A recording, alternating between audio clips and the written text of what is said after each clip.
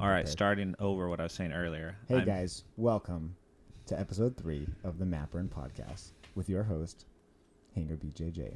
And is that what we're doing now, or going by our sometimes tags? Sometimes maybe co-host, Keenan Cornelius. Hinger BJJ. That's funny that you did that. Smart though. So what's up, Josh? I'm branding myself. Good thinking. You know what I realized we didn't get to talk about last time is your new jiu-jitsu team. I thought you were going to say your ninjutsu, which we also should talk about later on. When you're in the park and you're practicing your cartwheels and your forward rolls. Yeah, I used to do a lot of like weapons training as a kid. Did you? Before jiu-jitsu, yeah.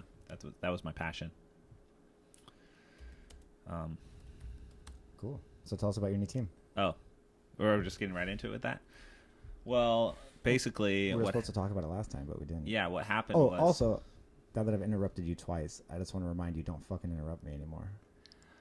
That's not how teams work, okay? I know you're not a team player, but just don't interrupt me this episode, or I'll kick you. I can't promise that. Okay, carry on. Yeah, I started a new team. You can actually sign up under American Jiu-Jitsu Legion. Like, that's the thing at the end. Oh, sorry about That's that. why you press this. Okay. I can mute that part, though. Yeah, I started a new team because I have to build my own team now because no one will train with me in San Diego from Autos.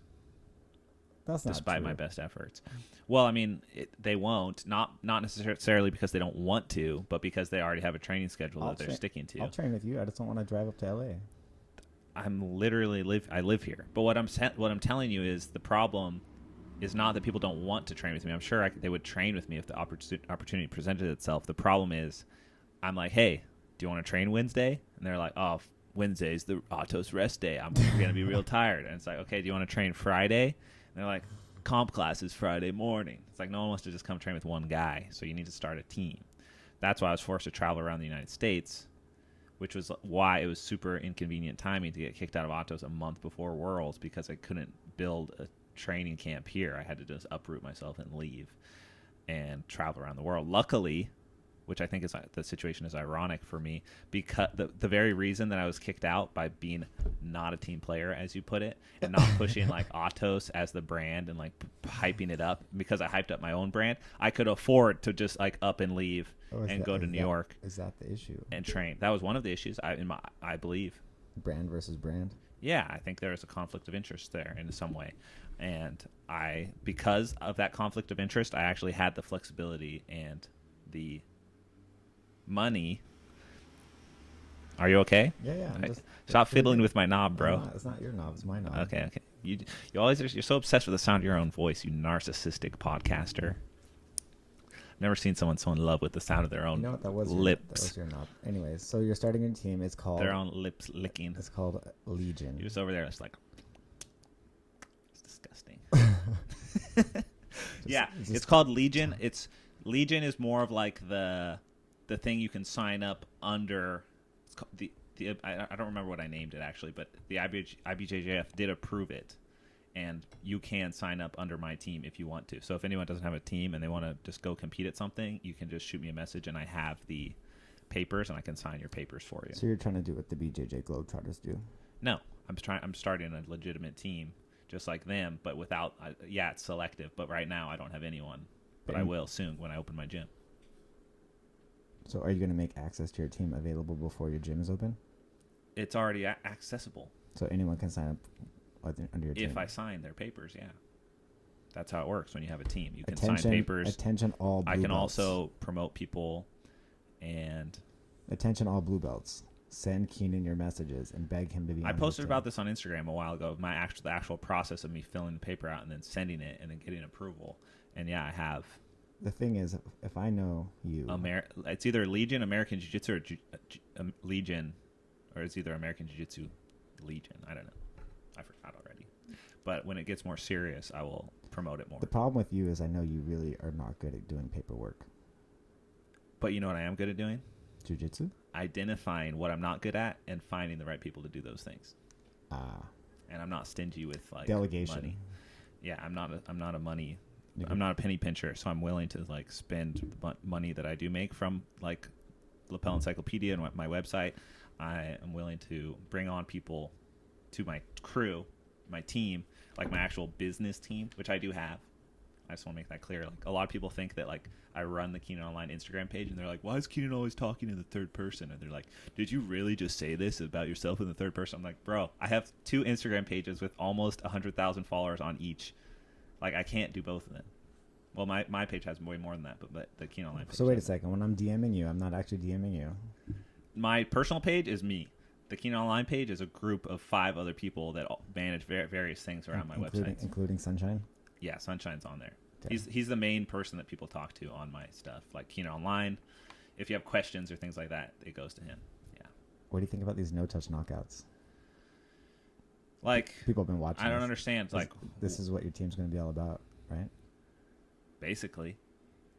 Look at this. Look at this. That's a real wrist lock. How come that's never worked? How come that's never happened? Well, these wrist locks are legitimate, and I don't want you to talk shit about wrist locks because I'm fond of them. No, wrist locks are cool because remember we made that 7 deadly wrist locks video. Yeah, that's my most viewed video. And it was actually 8 videos. I think it's actually 8. It's coming up on 2 million views. It was 7 deadly wrist locks, but it was actually 8. The cool thing about that video is it transcended all martial arts, and it wasn't just about jiu-jitsu, because wrist locks are like Aikido. It's like this no-touch bullshit. It's all in one. So that video, like, all the comments are not jiu-jitsu guys. They're like people saying, well, yeah, that'll work until he punches you in the face. Or like, see, jiu-jitsu just stole this from Aikido. It's like all these different styles like going to battle in the comments. It's pretty entertaining. Speaking of, on the last episode, we said to submit your topics to the comments, and I never checked them. Did you read the comments on the last episode? I've got a few. Yeah, we got a few.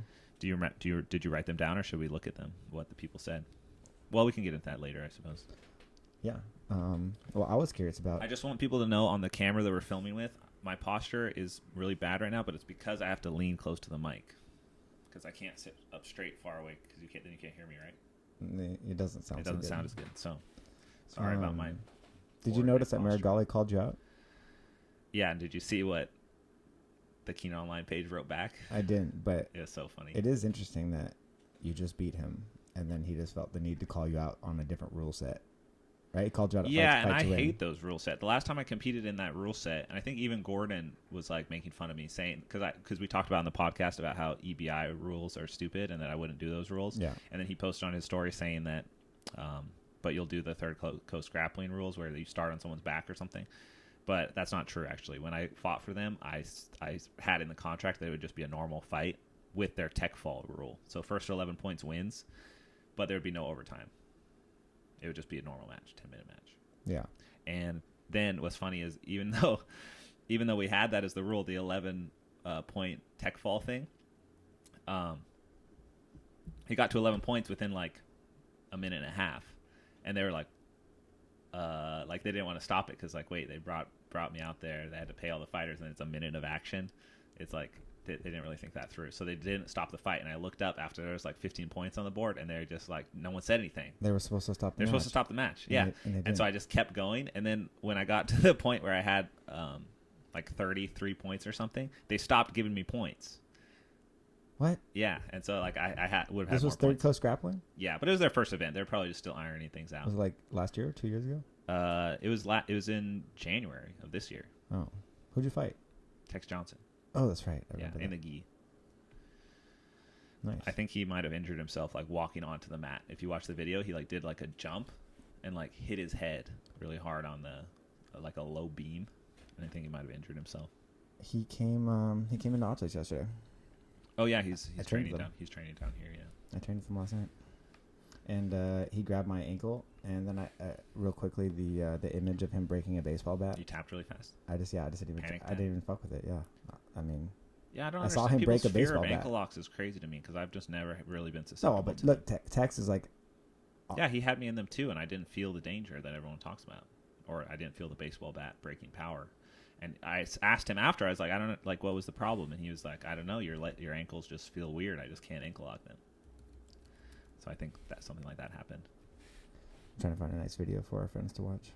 Oh, look, it's our old podcast. Yeah, just make sure that you use our content, because if you use other people's content on full screen, they can flag it for copyright unless we're providing analysis. Oh, we're gonna get in trouble.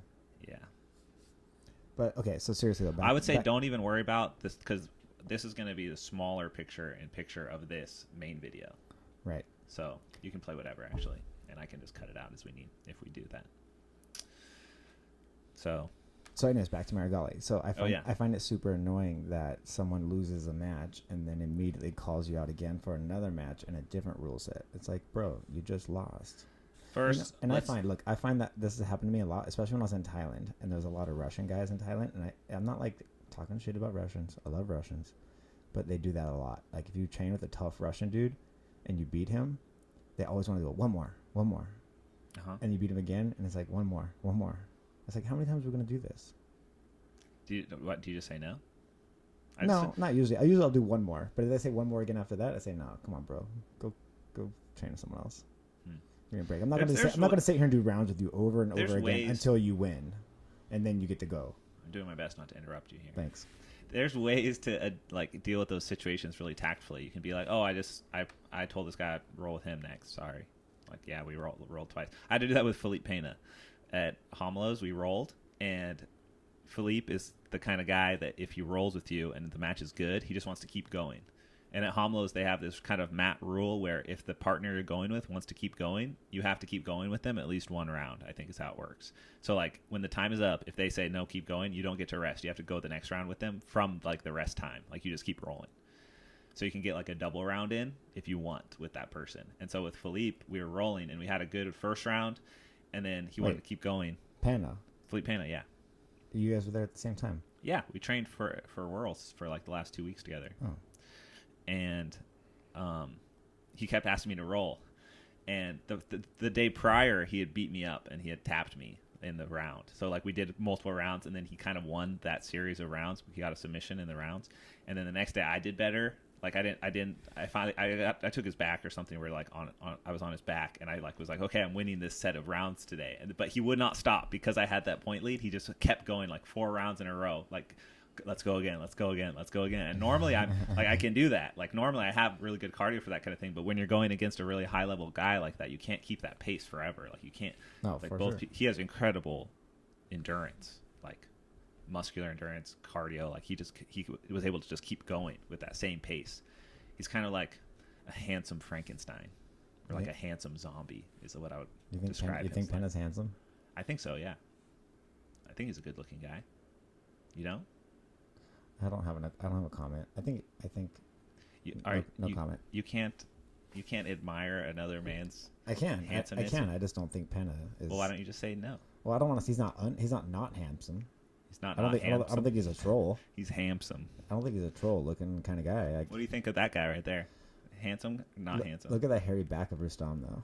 Can we go back and watch that again? That was actually his rash guard, I think. No, that was like Rustam's back. It's pretty hairy. It's a rash guard made of human hair. It's a carpet on his back. Rustam's tough, man. I know. I'm interested to fight at him at ADCC. All right, is he on your side? The bracket hasn't been made yet. I've heard rumors, and I don't think the bracket has not been made yet. He's on my side, unfortunately. But he's just an odd guy, you know, like just a weird style. Super good wrestling. Do you want to know a funny story about Rustam and me? Yes. Fuck yes. So, I fought Rustam my first time in like somewhat of a professional grappling tournament. There was a Grappler's Quest back in 2011, and I was a purple belt, and I entered the absolute expert Grappler's Quest thing. It was like prize money. I think it was pretty significant prize money back in the day. $1,000. I think it was more than 1,000. It was like. It's like when I fought Monson. It was like 3,000 or something. Like, it was significant. And I entered the division, and Rustam was in it. Another one of the Sambo guys from the East Coast was in it. DJ entered. There were some like notable MMA guys in it. Travis Stevens was in it. Was it on the East Coast? It was on the East Coast, yeah. And I was a purple belt. I was 19 or just turning 20, I think. And I fought Rustam, and I won the division. I beat him. I took his back with like a reverse Del Hiva move. Uh-huh. And then we fought a few more times since then, only at ADCC, though, and the matches have always been super, super close, like ref decisions, like, or barely. He's hard to score on. Yeah, he's an amazing wrestler. And so he's kind of an enigma in the scene. Amongst pro grapplers, right. Everyone knows Rustam. Right. But, like, everyone who knows pro grapplers doesn't know Rustam, you know? That's a risky move, lifting up cords and playing. Just be quiet and keep talking. You should not do that. Okay. That's going to fuck things up. So anyways, he's like kind of that enigmatic character amongst the grapplers, and everyone like has respect and admiration for him, I would say, and maybe even a little bit of fear because he's missing fingers on his hands. Is he actually missing fingers? He's missing fingers, and it seems like How he's many missing. fingers? I don't know, but it seems like he misses more and more throughout the year. Every 2 years at ADCC, he's missing another finger. So I'm sitting outside of the I'm sitting outside of the sauna where everyone's doing their pre-fight day cuts, and I'm talking to DJ Jackson, and I mentioned that I had something about Rustam like being in my division, blah blah blah, and so anyways, as I was saying, Rustam is an enigma. Rustam is an enigma, and I was sitting there with DJ Jackson, talking about. Bro, we gotta play a video while you talk, bro. You don't, because that is the video. Oh. They're recording that. You can play whatever you want, though, but it's not important. So anyways, I'm sitting outside of the sauna with DJ, and I am not using the sauna because I don't do those like water weight cuts, you know. And I start talking about his fingers, and I'm like, yeah. And I made the same joke to DJ. I was like, it seems like he's missing more fingers every year. And DJ just is looking at me weird, and I'm like, why are you looking at me like that? And he like goes like this with his head, and I'm like, what are you doing? And he's like, he's right there.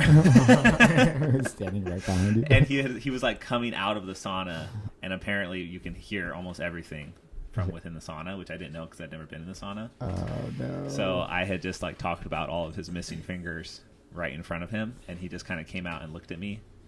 That's interesting filter there. And he just kind of stared at me, and I was like, maybe he doesn't speak English. I was thinking about it. It's like, the guy lives in America. Of course he speaks English, and of course he's going to murder me later tonight in my hotel room or something. And I didn't have to fight him, so I didn't have to worry about it. What year was that? That was the last ADCC. Yeah, this was like last year. In Helsinki. It was last, yeah. Who, if you had to pick someone to fight first round, you get to pick whoever you want. Who would you want to fight first round? Probably someone that no one's ever heard of. I don't know. The nobody in the division. The easiest division. The easiest guy. Yeah. I don't want why would I want a hard round? I wanted Shanji first I don't round. look at like that. Like I saw the article. There's an article. No, it wasn't an article. There's been 2 interviews now that I've seen. One from Keenan and one from Herber Santos. Or Herber Santos was just an Instagram post or something saying like who they want to fight. Like, who do you want to fight? Right. And people ask me that all the time, and I'm not like, what do you mean? Like, no one. I don't want to fight anyone. Like, what do I have? Like, I have to, like, I'm going to prove something from fighting someone? I don't understand. I mean, I guess I could. I used to say that because I used to want to fight Felipe Pena back in the day because we were both purple belt, absolute double gold champions, and I thought it'd be cool to like have. Yeah, when you're an up and comer, you want to fight guys. Okay, so yeah, nowadays I don't want to. You don't think you're an up and comer anymore? I mean, you're not like a rising star anymore. I'm a fading star. Your star's already risen. Falling star. Now it's falling. I'm a falling star. I'm picking up speed. You hit that pinnacle, and then now you're on the downturn. No, I think the best is yet to come. How old are you? 27. Yeah, you're on the downturn, bro. You're on the downturn, Definitely. bro. You're 100%. Yeah. Where you're at is where the downturn comes. Every year. 10 years from now. 10 years from now, I will be your age. Think about that. And you're still fighting and winning. So if my body survives. But that's just it. I didn't put the miles on my body the way you guys did at a young age. Well, that's why I don't understand why people gave me so much shit at Autos for not being there all the time. It's like, dude, I've already been doing this for the last 7 years. Full time. Like, let me have my time to recover and get my mental and my physical things in order, which was the reason I had to stop in 2016. I went through like sort of like a depressive state because there was all this pressure to train hardcore, and my neck was falling apart, and I had dislocated my kneecap. Why was your neck falling apart? From you, dude. From you grabbing my neck every day in training, and then all of the crazy wrestling drills we were doing that was like insanity. 30-second drills starting with single legs, and just people pounding on my head for 30 seconds without being 2 hours of explosions. Fully warmed up. Yeah. So you just need more recovery time. I need more recovery time because because I'm too much for you to handle. Not you, man. You're easy to handle. You just contradicted yourself. No, I've said you hurt my neck. That doesn't mean it's hard for me to train with you. It just means if you grab my head, you're rude about it and try and twist it off. I don't put my fingers in your mouth or anything. I'm pretty sure at some point you've tried that. I've done it on accident. I've definitely cut my finger on your tooth. That's definitely happened. This sharp one right here. Yeah, that sharp one right there. Yeah, exactly. I got a sharp tooth. But yeah, as far as Marigali calling me out, I thought it was funny. He chose to like choose me selling DVDs as a point of contention. Right. Like, why is that an insult? Keep selling your DVDs. I think it sort of seemed like you care more about money than about competing or something. This is what I don't understand with a lot of these competitors. Like, let me just tell you this: that like the DVD sale profited probably 20 to 25 times more than a fight with Marigali would have. Okay, let's brag about how much money. No, I'm just saying, like, why make fun of someone for like? No, it's stupid. Something. Yeah, it's stupid. Of like, course. Yeah, I'm injured. I hurt my rib at Worlds. I'm not going to fight at third. Like he said, you could be here. It could have been you. He said, like, but it wasn't because I'm injured and I can't go fight. As if you missed out on something special. Like thanks. Even though you just beat him like 3 weeks ago. Yeah, I mean it was good. That fight, it's not like I dominated him or anything. It was a strategic fight. So my question is, does he think he has a better chance of beating you in a submission only match? I would say that's in his favor. Yeah. Yeah. But I don't see the point of like calling me out. You should tell him to go beat someone first and then come back to you. That'd be funny. I was thinking after he said that, I thought it'd be the funniest, like just for comedy, just to never fight him again ever under any circumstances. Like just be like, nope, sorry, never gonna happen. Never gonna happen, bro. Well, you had your shot. That's how I feel with Tanner Rice. But it's not really realistic because you're gonna fight these people again at open tournaments. I don't have to ever find Tanner ever again. Never because we're never in the same division. I only met him in the open class. In an open class, so you just never do an open class again. Yeah, so I'm just never gonna. Only if Tanner's in there, I'm not gonna do it because I don't want to give him a chance to get me back. I think people, grapplers in jiu-jitsu get really caught up. They see one person do something successfully, like the shit talking thing, like Gordon or whatever, or even the people who aren't winning. Gordon's actually taking after Dylan, huh? He saw what Dylan did to get so many followers. Now Gordon's trying to do it. MMA fighters do. Is Gordon trying to be like Dylan? No, I don't think so. You can't compare the two because Dylan says ridiculous things. Gordon's things are based in his actual beliefs. Dylan just says stuff for attention. There's no way he believes the things that he says, unless he's like absolutely delusional, which he might be. But what about AJ? AJ also is like at that these are the three bad seeds of jiu-jitsu. It's not even bad. It's just like tacky. It seems like tacky was a really rude message that Gordon left me on his Instagram about. He took half a sentence that I said out of episode 2, took it out of context, and then talked shit to me about it. But the difference is Gordon beats people, and he knows like that he can ride that wave of beating people and calling people out, and people are scared to fight him. So people will not fight him. So it's okay to be a dickhead if you're winning. Is that what you're saying? I don't think people like you're a dickhead sometimes. Not in the public sphere. That's even worse. No, it's not. Like giving your friends shit is not the same as being a dickhead. Yeah, if you're like playing around in public, like, you can be mean sometimes. Do I hurt your feelings? Not mine. I'm the one who has to be a dickhead back to you to keep you in line. I don't know about that. I don't like that word, dickhead, though. I would say it's more about just being abrasive. You're abrasive sometimes. Me? And I think Gordon is abrasive to people in the community. I'm just being honest. That's abrasive. People can't handle the truth. Yeah, I don't think what Gordon says is ever the truth, though. But the thing is, he actually believes it. So in his eyes, it is the truth. That's the thing about Gordon, why he wins. He actually believes all of the ridiculous things he says, and then he backs up the ridiculous things by doing ridiculous things and actually like doing what he said. Because he's so ridiculously overconfident to the point that it works for him really well. So it's okay to be a dickhead if you win. Abrasive. It's okay to be abrasive. Abrasive if you win. It's okay to be whoever you want to be, whenever you want. Actually, I do agree with that sentiment. Everyone should just be themselves. Just be yourselves. If that's who you are, just be you. I agree. And it works for them. I agree kind with of. that. I mean, not really for AJ. I agree But it works for the other two. I just want to clarify my point that Gordon attacked me on. He was okay, but don't you understand? If you don't want to like let that strategy work for him, you can't acknowledge it. Oh. So you already failed. But I didn't appreciate his spreading of misinformation that we also talked about on the last episode. So it was so ironic that he picked on that episode to talk and spread misinformation. I think it was because on that episode we were talking about misinformation. We were talking about John Danaher, and he really loves John Danaher's teaching and really attributes all of his success and technique to that guy. I think he's probably sad. Probably stemmed from a place of sadness. I think he has. That we hurt his feelings. No, he definitely needs. Because me and Gordon are good friends. Like I talk to him all the time. He definitely needs to see a therapist, and he's very bitter and angry. But it's he's not though. He's not. No, it's Okay. it's like I that's don't just know. it's a persona. Well, He's anyways, really, just like everyone says, like, oh, he's such a nice guy in person. well, the Like, point. he does believe these things, but he also knows how to turn it off and like. I'm just going to clarify my stance that he took out of context. What did he say? About Well, no, because I was saying that I don't care to preach to people about the correct and incorrect way of doing jiu-jitsu. And what I was saying is, like, if someone wants to do something their own way, that's fine. I'm not going to argue with them about it being right or wrong. I don't care. That's the difference. It's not that I don't believe there's a right or wrong way to do it. I just don't care to argue with someone. Like, I do it the way I do it, and that's how I'm going to do it. Unless I'm talking to you about the worm guard or something. Yeah, he took it very literally, what you said. Yeah, he took half a sentence out of a whole conversation. Not necessarily literal.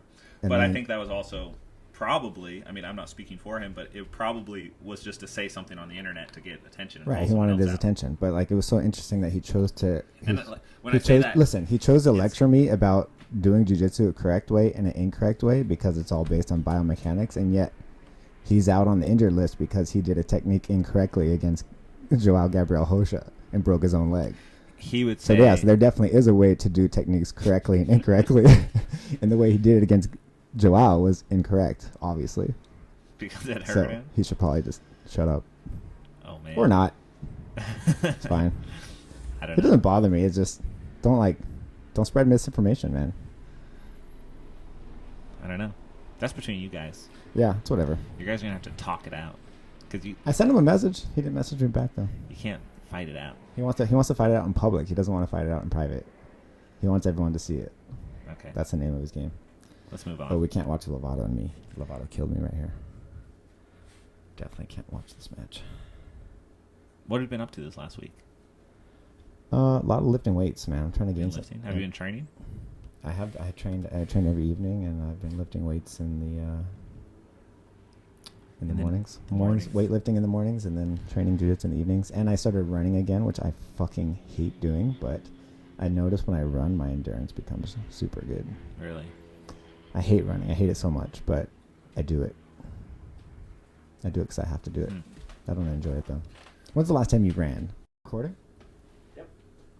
Yeah, so this is segment 3. I've had 2 segments fail because my computer became full. I forgot about... Never admit to your own incompetence, Josh. I forgot that video files take up a lot of memory. So yeah, a whole 1 gigabyte, which he didn't have available on his 5 gigabyte. My computer is full of videos. Full of videos of me kicking your ass. Oh yeah, you've been recording it? Yeah, secretly. It's blackmail. Should we watch this match again? Dude. No? You do realize I edit these videos. I will just take out whatever mean things you say about me. Actually, I don't. I leave it right where it is. No, let's keep it raw. Can you hear me okay? Yeah, you sound good. Okay. What were we talking about? You asked what I've been up to this week, and I said I've been lifting a lot of weights. Oh, yeah. Trying to get big, bro. I'm not 88 kilos. 88 is the division for ADCC, and that's 100. You're lighter than that? It's 195 pounds, and I never weigh 195 Oh, yeah, pounds. you're a middleweight. I forget. I weigh 100. Yeah, you're a full 2 feet shorter than me. Look in this video. I weigh... Look at how much shorter than you. God, that makes it so much worse. But now look at me. Look who's taller now. Yeah, because I sat down. Yeah, you sat down like a little bitch. All right. Well, let's... do you want to... Anyways, the point is I was saying I'm trying to gain weight for ADCC because it's 195, and my normal weight is 185. I'm 10 pounds underweight. That's a lot. Yeah. Especially because everyone else is going to cut from 200. I'm cutting from 210. Bro, serious? Yeah. You're 210 right now? I was 210. I'm gonna fuck you up because you're gonna be so slow. When I saw the 210 number, I was like, maybe I should start like eating clean. I was hoping you were gonna ask me who I wanted to fight first round ADCC. Who do you want to fight? You first round? bitch. No, you don't. You do not want that fight. I would like you in the semis, not the finals. The semis. But at the finals, you don't want me in the semis because then you won't make it to the finals. You want that finals match? Trust me. I think you have Craig Jones on your side. That's okay. You have Craig, and I have Rustam. I think those are like... Have you seen the bracket? Don't fucking lie to me. No, I'm just like if you seed it, think about the seed. You're just thinking logically. Yeah, I'm the first seed because I'm second. The gold medalist isn't here. I'm the first seed. Bro. I am. Okay. You're the silver medalist. The multiple-time silver medalist champion of ADCC. The 3-time silver medalist because the champion vacated the division. Okay, and and then how do you seed everyone we are else? not on the same team, so we won't be fighting semifinal. We're not on the same side. He would have to put you and Mike together. Yeah. So, and what about Calasanz? Where does Calasanz go? He's also Optus. Right. He might be on your side too. But no, they don't do that. It's only if you train together. So he could be on the other side. Okay. He could be on my side. But then I think Craig is second or third seed. Why? Because he just like is known to be good nogi probably like. Dude, well, who's the number one rank in 88 kilos in the world? I don't know. Who is? You don't know? I don't know. Come on, you know. I don't know who it is. Yeah, you do. I don't. Come on, just take a guess. I don't want to. He's sitting next to you. I don't know. I got a question. How far away from me? I got a question for you for real, though. Okay. Do people who get invitations versus people who win the trials get more favorable positions in the bracket? Like, so Craig was invited. I won the trials. Which one of us would get a more favorable position in the bracket based on what is that? favorable though? I don't know. Just like not with you first round. Like, not a really hard match. It's not someone who's been on the podium of ADCC multiple times. I don't think. Yeah, I don't know. I don't think they would put any. I don't think they're going to put any notable nogi grapplers that people know. Everyone knows together. Everyone. 88. It's a division full of notable guys. Really? Everyone in the division is Who knows, notable. man? Who cares even? If you want to win the whole thing, you have to beat everyone anyway. So the bracket order doesn't matter unless you are worried about not. You're the one winning. talking about it. I was just You curious. asked me. I'm not afraid. I can beat everyone in that division. Okay. I have no problem with that. So don't worry about the brackets then. I'm not worried. All right. I just want to know when I got to whip your ass. Semis or finals? It's going to be the finals. Okay. Or good. if we were to meet there. Good. Why are we watching this match again? I'm tired of watching. I'm tired of watching myself beat you. All right, man. Pissing me off already. Do you believe in the death penalty? Yeah, it exists. I think it's a real thing. Yes. Okay. You believe in its existence. Yeah. Do you believe it's morally acceptable for the government to be able to execute human beings? What gets the death penalty? What are the like crimes? Rape, murder, like really bad shit. Violent crimes, like robbery, homicide. I would want to look at the numbers, like what percentage of like rape allegations are accurate. Like how often are they not? Like is it a super small amount, like 0.002%? Is it more than that? Right. Like, are those numbers out there somewhere? And I get what you're saying. Same thing with like murder. Like how many murderers are actually, so, because you do hear about people who have been incarcerated for years and years and years, and then new evidence arises and they're set free and they were wrongfully accused. Right. And so then it's like they could, flawed. and then also, like maybe that person who was set free actually did it, and something else happened that like got him off. You know. Yeah.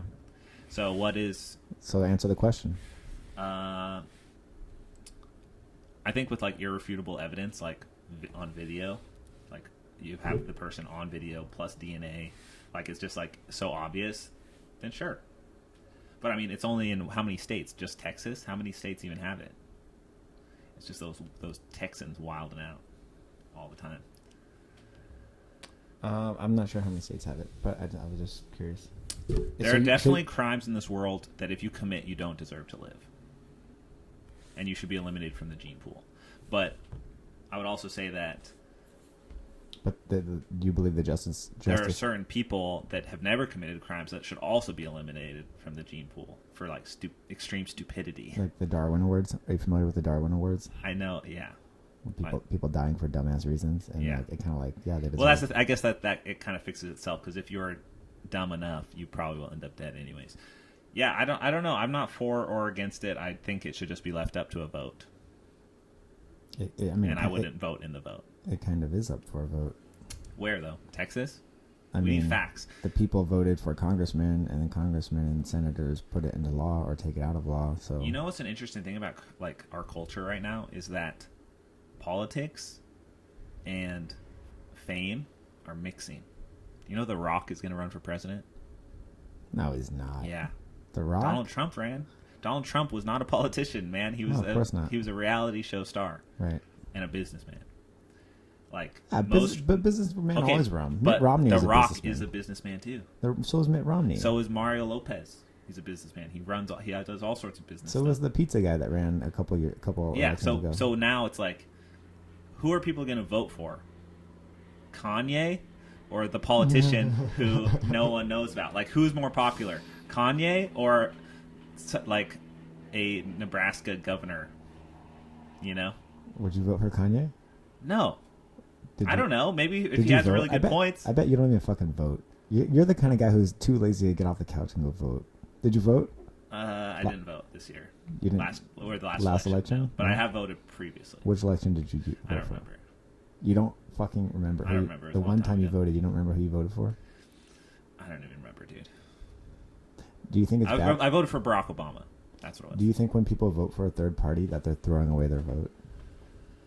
You know, some people argue like, if you're voting third party, you're literally just throwing away your vote and empowering. I don't know enough about politics to really give accurate statements, but I'll give my opinion. Well, there's two main parties, right? Right. Like, has there ever been an upset, like a come from behind victory for a third party? Like, has it ever happened? Where they're so clearly ahead, and then the third guy gets like some secret votes and something. No, the third party never gets more than like 3% of the vote. Oh, really? Yeah, it's like not so even little. close. That's why they say that sounds like a waste. Then. That's why people say you're throwing away your vote. So like, but with that mentality, it's like you have to vote for the lesser of two evils, right? To make your vote count. Yeah. So you have to choose which candidate you hate the most and vote for the other one. Yeah. I don't agree with that. What do you think about? I like to vote for who I want to vote for. So America is kind of like a melting pot of all cultures and races, and everyone's here. Some would argue it's a salad bowl. Okay, I could see that. Yeah, it's definitely a salad bowl. Because we all have enclaves and we all have like our own separate little cliques. I'm not sure how a salad bowl has that. Well, like the tomato doesn't mix with the lettuce; they stay separate, but they share the bowl together. What kind of salad? A soup is like it's like literally the merging of Probably things. a crouton or something. But you're definitely a crouton because you're awkward as fuck and you're super white. Yeah, but and you're crunchy. Let me finish, Josh. Let me finish. I was saying, what do you think about people from other countries who have immigrated here or are citizens now, but then they vote for like a politician who benefits their country, like from where they're from, rather than what would benefit America? Right. So if someone came from Ecuador and that person would want to vote for. I mean, I don't have any specific example of like how that could even happen, but it probably can, right? Like some sort of bill or law that helps another country more than America. Right. It's like a Mexican. You're from that person, so it helps your family. A Mexican immigrant would be more likely to vote for the Democratic Party. Yeah. Because the Republican Party is so anti-immigration. So that's kind of interesting about America now, is because there's so many people from other countries that live here. I mean, we're all. Even Americans are from other countries. Where are you from, bro? From Europe. Where are you from? I migrated here from. Where are you from? Which part of Europe? If I had to guess, Netherlands. You're Slovakian. I'm not. I'm from the Netherlands. No, you're not. For real? Yeah. If you trace my lineage back, and you can look this up on Wikipedia. Have you ever done the DNA test? I don't need to. My family name, the Cornelius family name, goes back through history into ancient Rome. It's a very good, interesting historical story if you read about it. You don't have to. I'm just saying. We don't want to do that. It was very interesting, and my family was driven out of Rome for like treason or something like that. Wait. Against Caesar.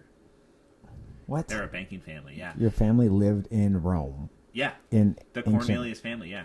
In ancient Rome, they were like What happened in the Netherlands? The Netherlands is not even close to Rome. I was going to tell you, we were driven out for a while. The basics of it, the TLDR, which I educated you on what that meant. Too long, didn't read. Yeah, the basics of it, where Caesar was out conquering, and my banking family was very rich and tried to like get in there while he was gone, start putting people. You know what? In now office. that I think about it, you do look like a Lannister.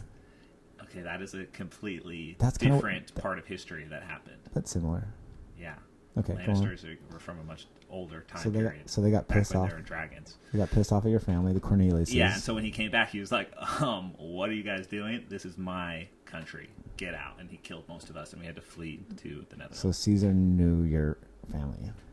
He was probably homies with my family. That sounds ridiculous. Look it up, dude. It's real. Look it up where? On the internet, where you look things up. Can you guess my Google. ethnicity? Can you guess my ethnicity? You look part troglodyte and Neanderthal. Jeez. What is a troglodyte, anyways? But it I've just never sounds even like a heard good of it. insult. I'm fucking German, man. You look like a Neanderthal, bro.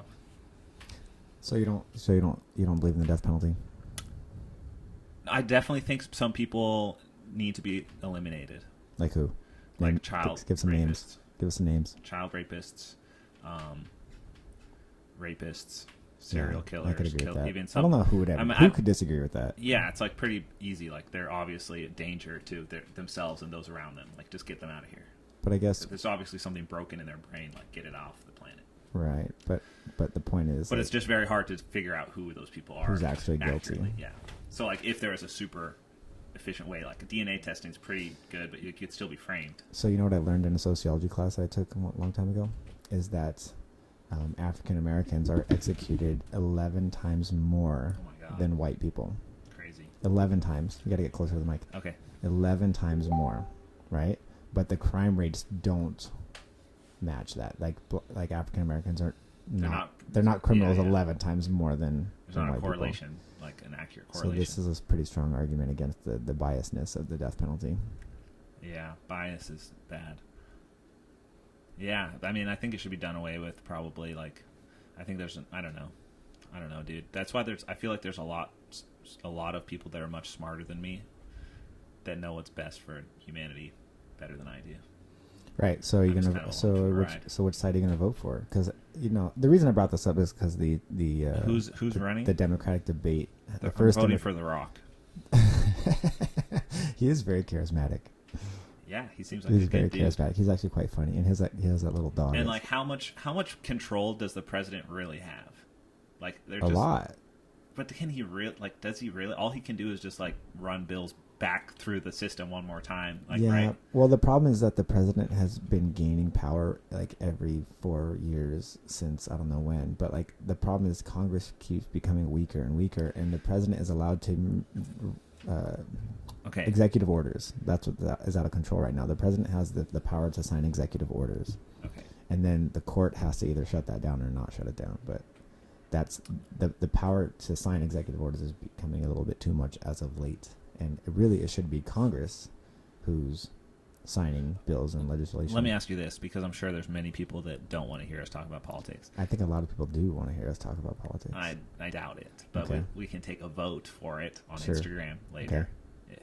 Not that I'm an expert politician. But let me ask you this: pundit. I have a good question for you. Okay. If jiu-jitsu was a nation, and it's a nation that we live in, right? Yeah. Who would be in the running for president of jiu-jitsu? Well, Galvao, obviously. Okay, how many other people? Galvao would definitely be on the Republican Party.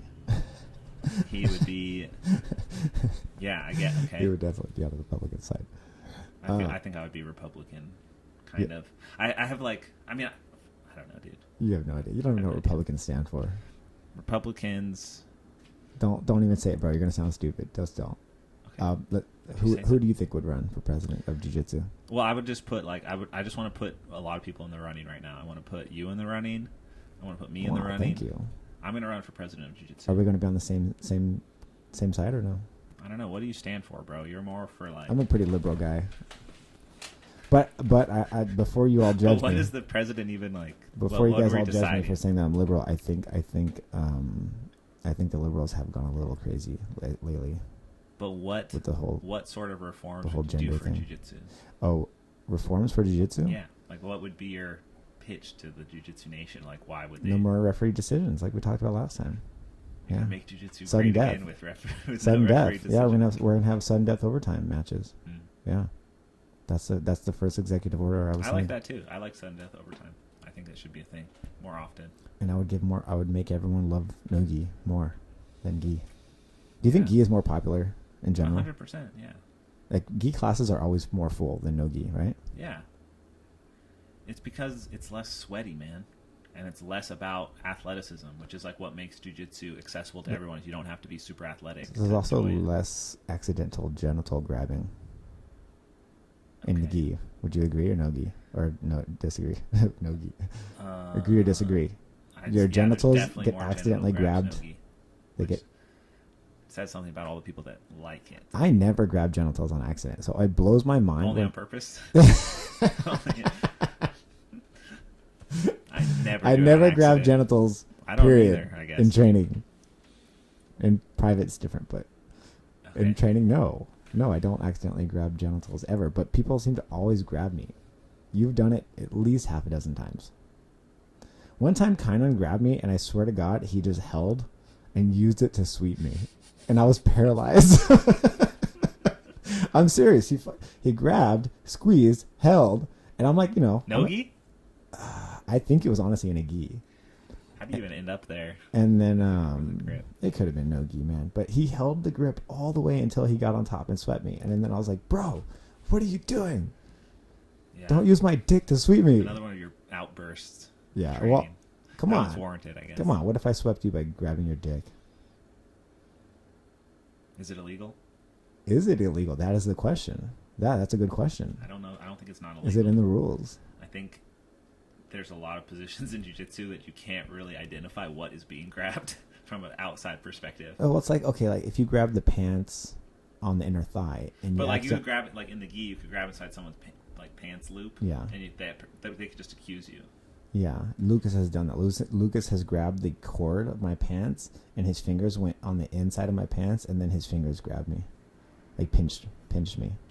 I'm so sorry. And then he did again. He didn't let it go. That's the thing. He didn't let it go. He just held on to it and continued trying to pass my guard. I wonder if the people who are they know what they're doing. They know or they don't know. They know what they're doing. Your fingertips are one of the most sensitive parts of your body. You have so many nerve endings in your fingertips. For sure, he felt. Yeah, that's one of the dirty sides of jiu-jitsu. Pants getting pulled off, people not caring if your butt's out. Right. They care more about getting the sweep than letting you have your dignity. Like, why can't we just stop for a second and just adjust the pants? And they just change the pant grip. You can grab the pants and not the underwear. Marigali pulled my pants down in front of everyone. Luckily, I've been doing a lot of squats for that World's Camp, so my butt was looking good. I didn't see it. And that's America's ass that was exposed. America's ass. Yeah. Your ass is America's ass. Yeah. Okay. On the world stage, yeah. In the absolute. I'm pretty sure there's a girl on Instagram who has way more notoriety because of her ass. American Jiu-Jitsu's ass. There's a girl on Instagram who's famous just because of her ass. That's all she does is show her ass. There's a girl. I mean, there's one girl specifically is considered to be the most famous butt on Instagram. Really? I don't follow those. Yeah, accounts. Me either, because I don't care. But it sure sounds like you know a lot about it. I'm just saying, someone told me about it. Should you I'm just saying, maybe that could be your next thing. You're America's ass, apparently. Greg Jones is already doing that. What about Kit Dale? He puts his ass on Instagram it's all the time. It's an Australian thing. Yeah, right. It's like funny. Did you ever see that picture of Kit Dale putting like peanut butter on his butt and then letting the dog lick it? That was a classic grappler Photoshop.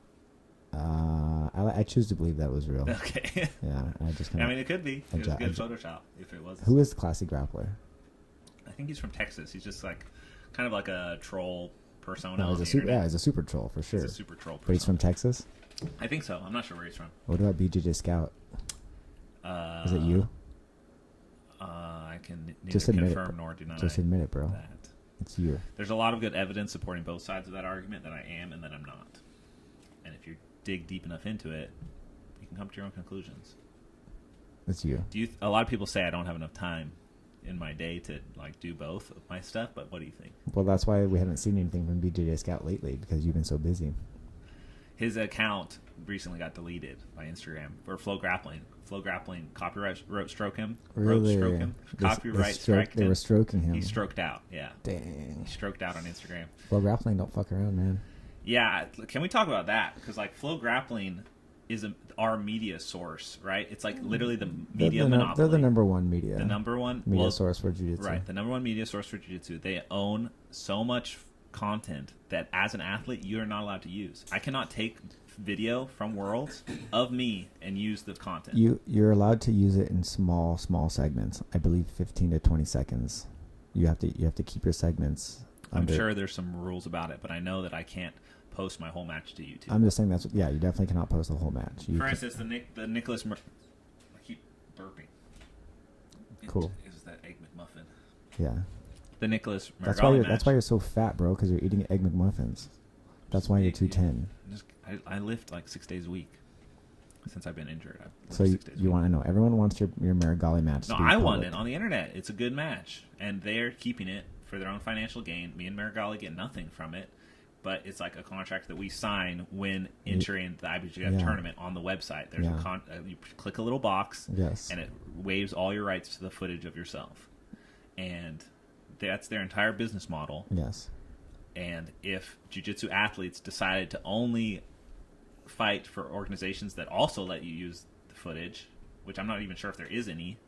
I don't know if Polaris lets you do that or anything. They would have no content. So much of their content is the athletes producing the content for them or being like, in exchange for exposure. Hey, come to Flow Grappling headquarters and film the stuff. What would you change if you could change it? What I tell Flow Grappling, or what I plan to tell them in the future, is they're going to be listening. If we're going to do, just talk to them right now because they're listening. Well, this wouldn't work with competitions, but I think I would be happy to work with Flow Grappling more and do more content for them as long as it's available for free. So, like, the podcast we did was available for free. I was totally happy about doing that. I've never done techniques with them because I know that it's going to be put behind a paywall, and it just doesn't seem worth. Like, I don't want to do that. That's me. Wait a second. You want your jiu-jitsu content to be available to the public for free, yet you run a website. I literally do like a 1 to 5 free to non-free ratio. My YouTube channel is very free. So that's 1, and then Keenan Online is 5? Yeah. Like, for every 1 video on YouTube, there's 5 on Keenan Online. There's like 200 videos on YouTube. So 20%. You're trying to keep 20% free. Yeah, I mean, if people want to see stuff, I want to create content for them. But what I just don't like the idea, and I don't know if there is even a solution for this. I just don't like the idea that athletes are the oil to this engine of flow grappling, and they just. I think we're the fuel, bro. That's what I meant. We're the gasoline, the jet fuel. Well, I drive a Tesla now, so I run off electricity. Is there a Tesla parked outside? Parked outside, yeah. Shut the fuck up. Yeah. You bought it? Yeah. You bought I traded my car in. So I used to be really into muscle cars in my teen years, and then when I started doing jiu-jitsu and I did my first Worm Guard DVD. Bro, you seriously traded in that Hellcat? I put all of the money that I made from my first Worm Guard DVD that I produced and shot and filmed, edited, distributed entirely myself. Don't forget, fuck you. Hey, come on. You filmed it with me. Yeah. Okay, but you didn't do any of that post-production. I helped you package envelopes. Okay, thank you for that. You're welcome. But I wasn't like working with a team of people or anything. But I took all of that money and I bought a car with it. You're saying we weren't a team? We were a team. Don't make it this about you. This is about me and my sad departing with my muscle car. You're not a team player. That's what we're getting at. I'm just kidding. Okay, so you bought that Hellcat. I bought it. It was a white car, but then you didn't like that it was white, and then you wrapped it in vinyl to make it black. I vinyl wrap, made it black, and it looked super sick. It was like my Batmobile, and I loved the car so much. But I loved it so much that I actually would get mileage anxiety, which is, I've never heard the term before, but I've coined it, and it's like, I'm sure it exists for other people, but I just felt stressed about putting miles on my beautiful car. And I was like, it just sounds so good, and it's like, I just love this car, and I don't want to drive it anywhere. And then I got kicked out of Autos, and I had to start driving to LA, and I was like, I cannot do this to this car. This car needs to be with someone who will care for it and doesn't treat it like a commute car. So I traded it in. And so parked outside right now is a Tesla. Yeah, it's a white Model 3. Yeah. Dang. It's amazing.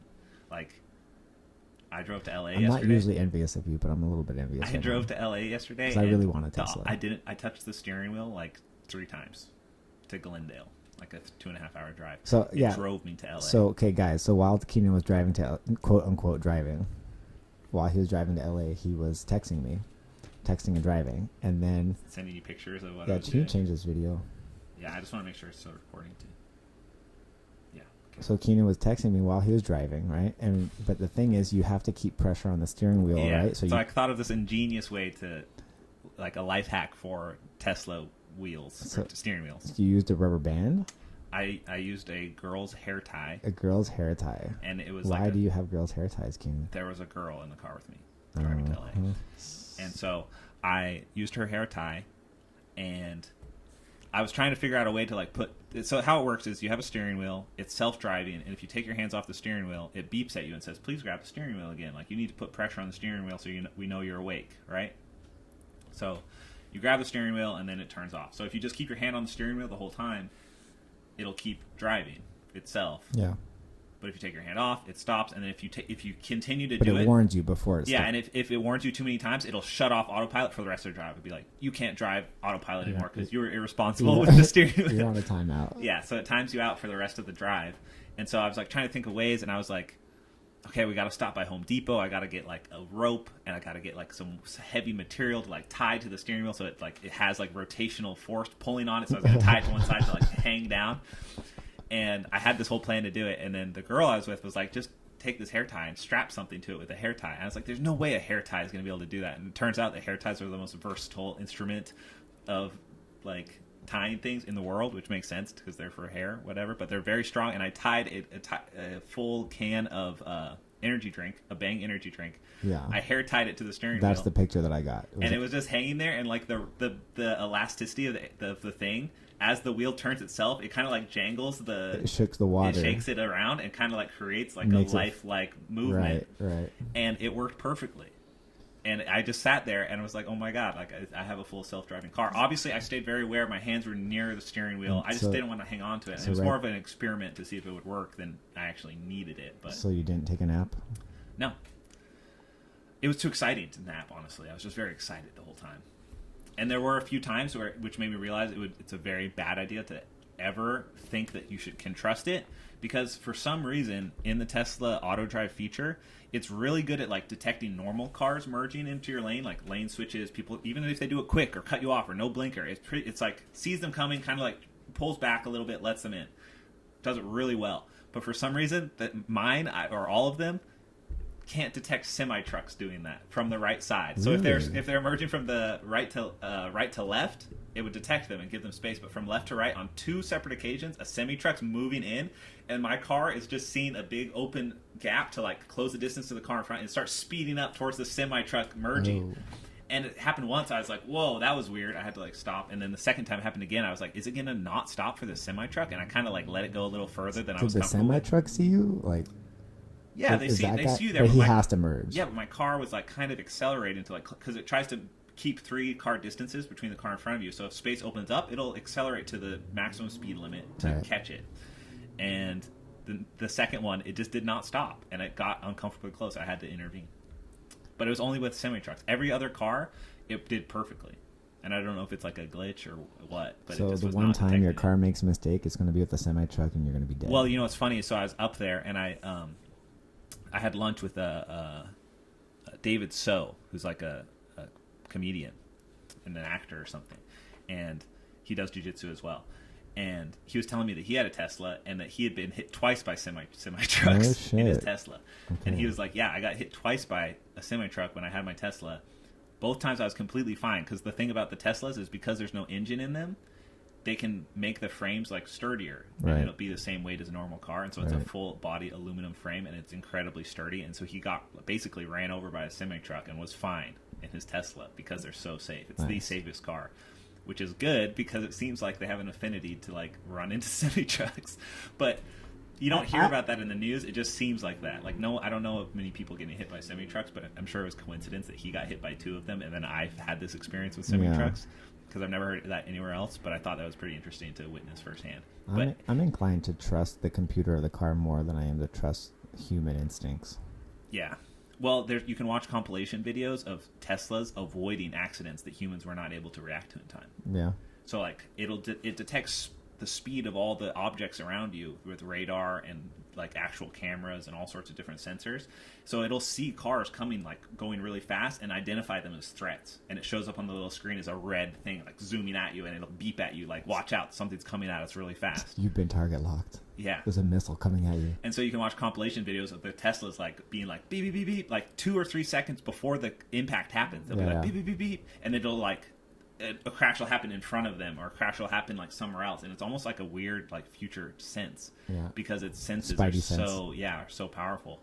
And then there's situations where it'll like dodge things that humans couldn't react to. It's pretty insane, and it's only going to get better. And the car's fast as fuck. It's faster than my Hellcat. Oh, I believe it, bro. Look, I drive a Honda Civic, bro. Like, and I thought you drove a Honda Fit. No, what the fuck? Are you kidding? Are you trolling me right now? It's not a Honda Fit. What kind of Honda is it? It's a Civic Si with a turbo. Civics are good. Sturdy car. Yeah. Well, yeah, Civics in general are good, but Better than it's an SI and has a turbo. The old SIs had VTEC engines. Mine has a turbo, but it's already too fast for me. Can now. I ask the price of that car?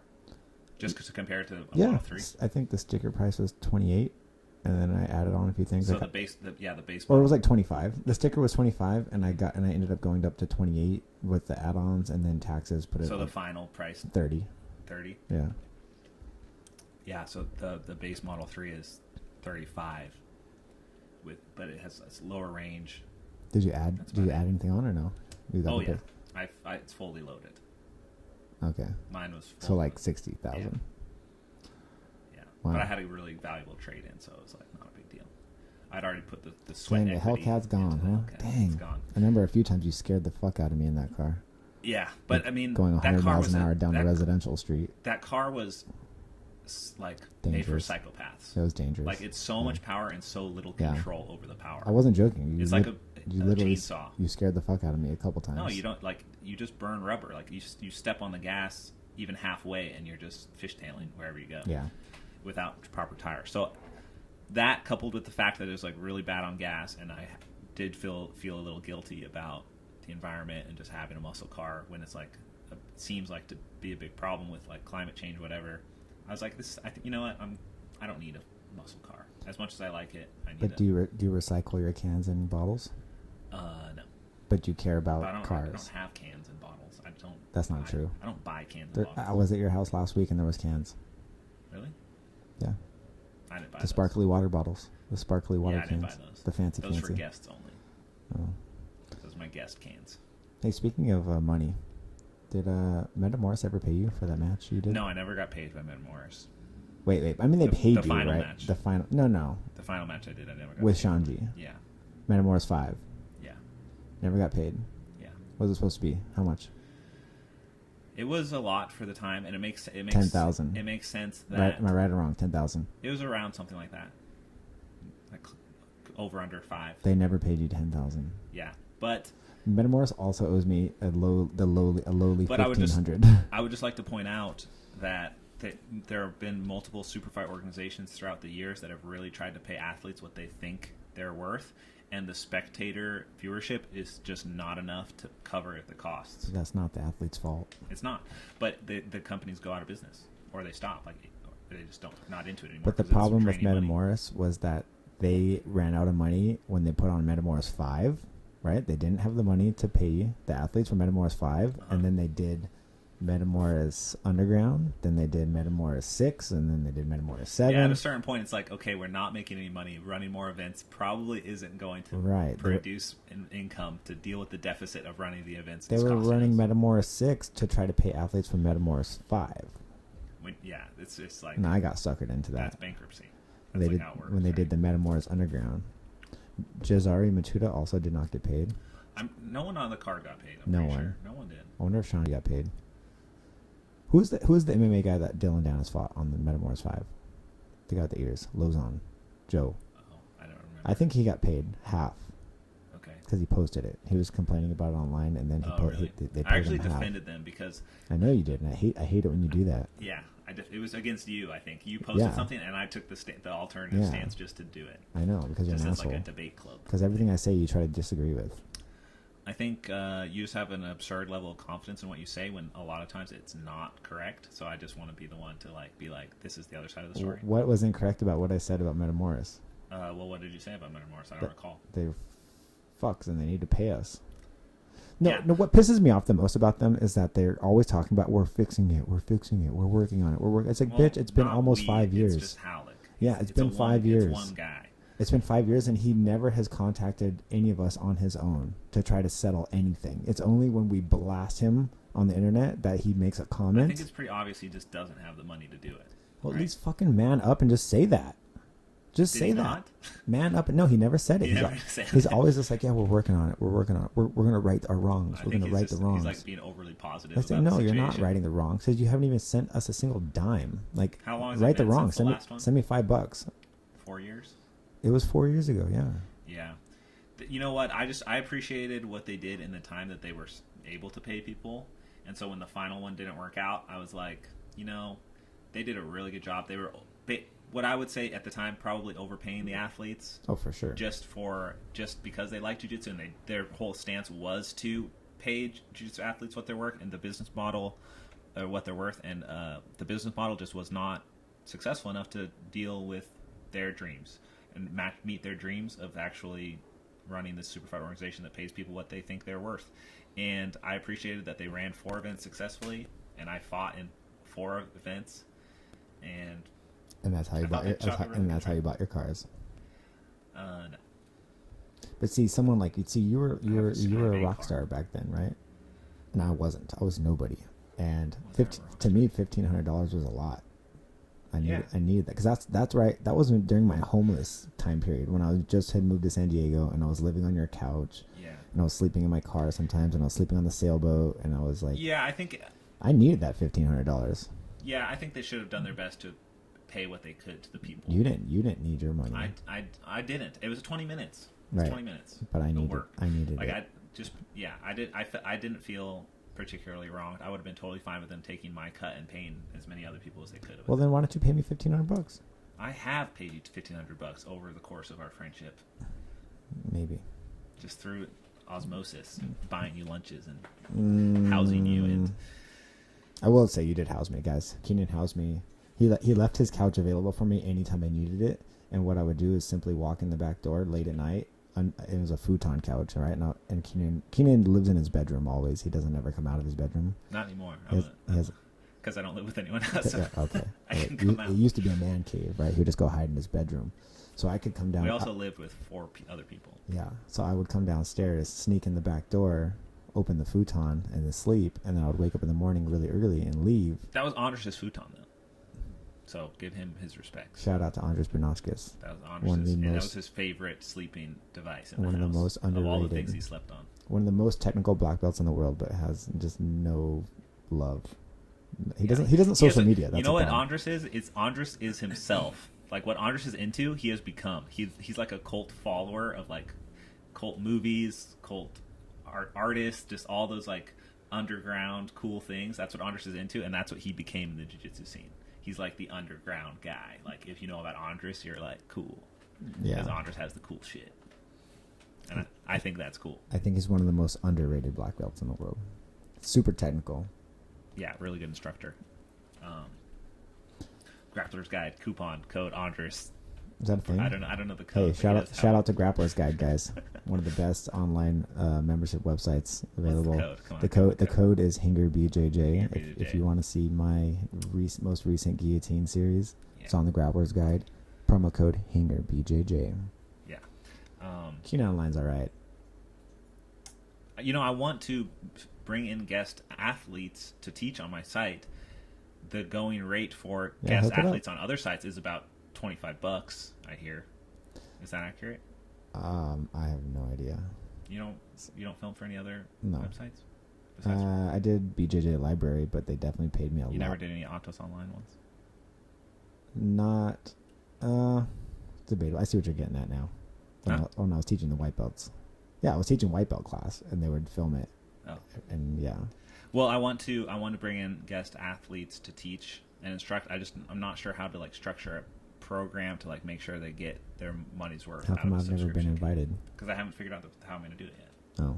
But I'm working on it, and I want to have people on. It'll happen soon. I'll do it. Thanks. How much are you going to pay me? I was gonna. I can't put my plans out there in public because it's a really good idea I have, and I don't want other sites to copy me before I do it. But it's going to be good. Much better than previous things that you've worked for. I can promise you that. Is that you taking a stab at Grappler's Guide? I don't think Jason Scully appreciates that. I am saying that you will get paid more. Probably. The way I'm going to structure it, and it'll also make you want to film more with me. Oh yeah. Yeah, because it's consistent the way I'm going to structure it. Convince me. Okay, I will. Not on the podcast. Not on the air. Yeah. Come on, this is legally binding conversation. Yeah, I'm not agreeing to anything. Oh, okay. I feel like we got off topic. Yeah. Tesla. It all went astray at the Tesla. Yeah. But guys, Teslas are a really awesome car. Definitely best car I've ever driven. Incredibly smooth ride. and you But should. Tesla's not paying you. Don't fucking advertise for them. No, I think they're an awesome company, and I think Elon Musk is probably an AI. That's what I realized. A lot of people thought he was an alien. Now I realize he's actually an artificial intelligent creature. He's a cyborg. He's probably an AI that was created and realized that humanity was not at the level he needs to fully take over yet, and so he's slowly advancing technology to the point that where everything will be autonomous, so he can control it as the AI super intelligence. You know, he made an interesting comment when he was on the Joe Rogan podcast, and he's just like, "What makes you think we're not already cyborgs?" He's like, "You have that cell phone, right? Yeah, cell phone's in your hand. If that cell phone was embedded in your brain, you'd be a cyborg. But you hold it in your hand, so you're not a cyborg. But you can access everything on that cell phone with your fingertips. So how is that not?" The whole discussion of AI and like how basically, but the second AI gets out of hand, we won't even know it, is so interesting to me. Yeah, it's kind of scary. Like the second it becomes that smart, it's just going to enslave us in our own minds, and we'll just never know the difference. And we could already be in the simulation, which they talk about. But I think AI would at least appreciate jujitsu. I think that's something that AI could be into. Elon Musk is such an awesome human, dude. At the end of one, he did a podcast with Lex Friedman, who's another jiu-jitsu black belt.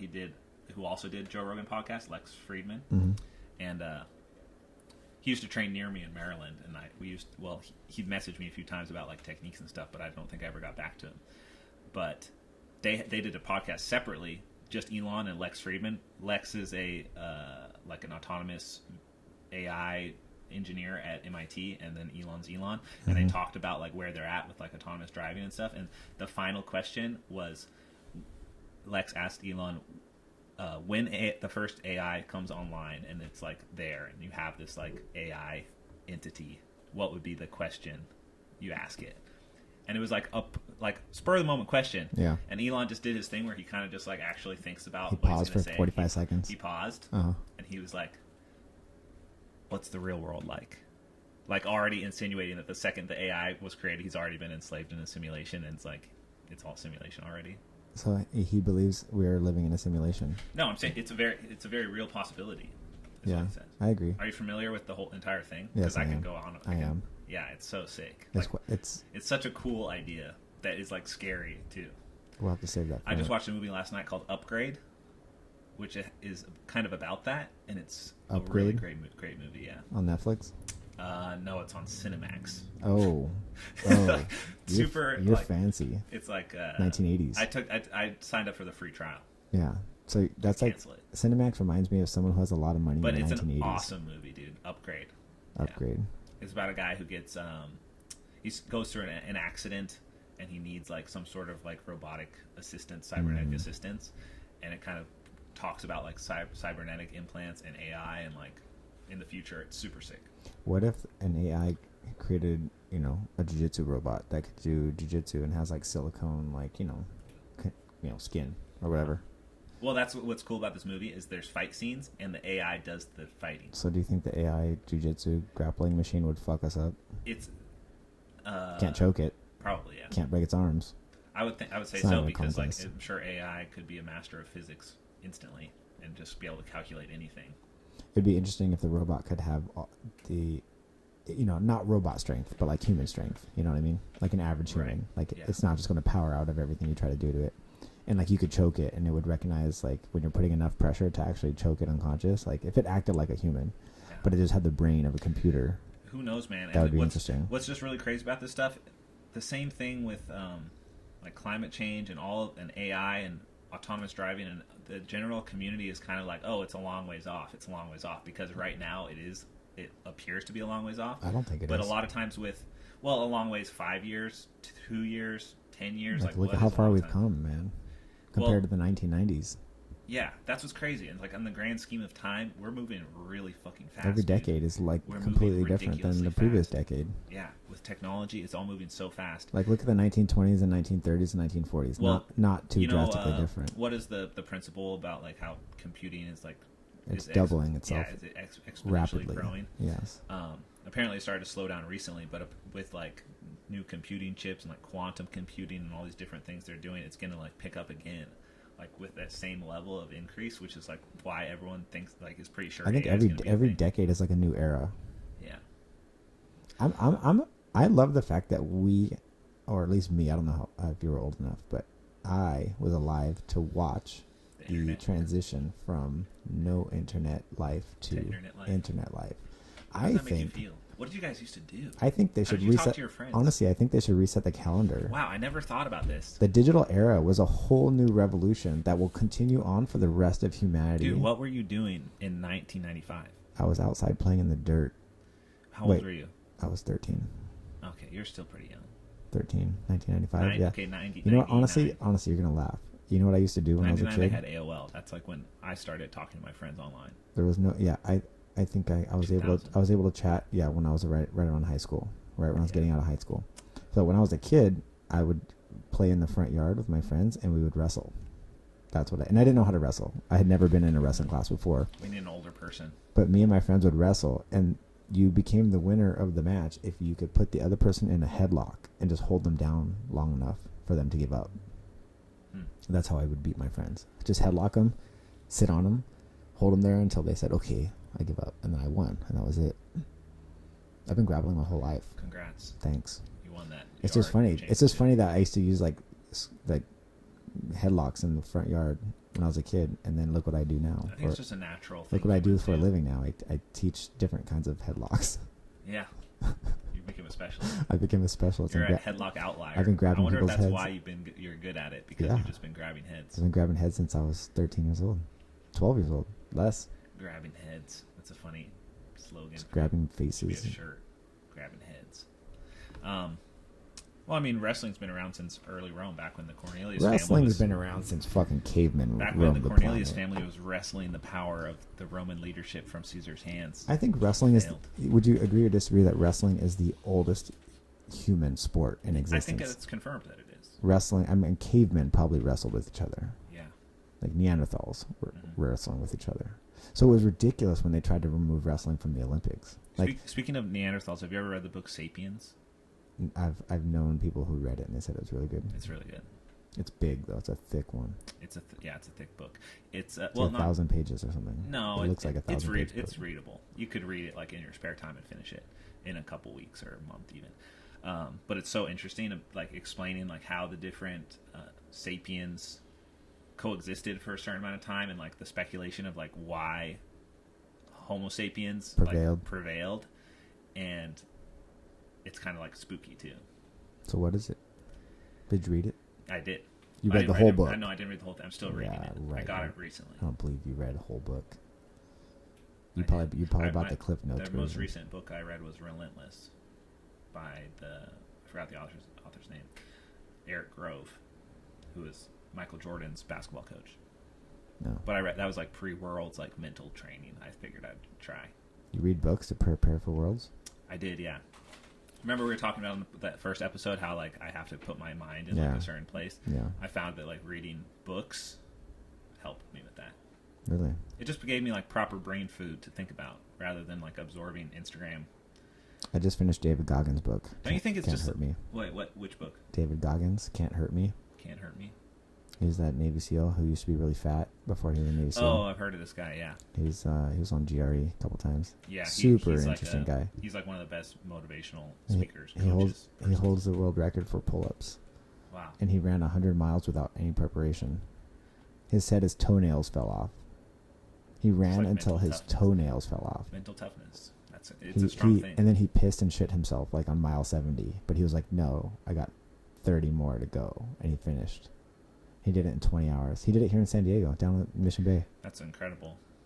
Right. He's just a mental giant. I love that guy. He's my inspiration. So, David Goggins, guys.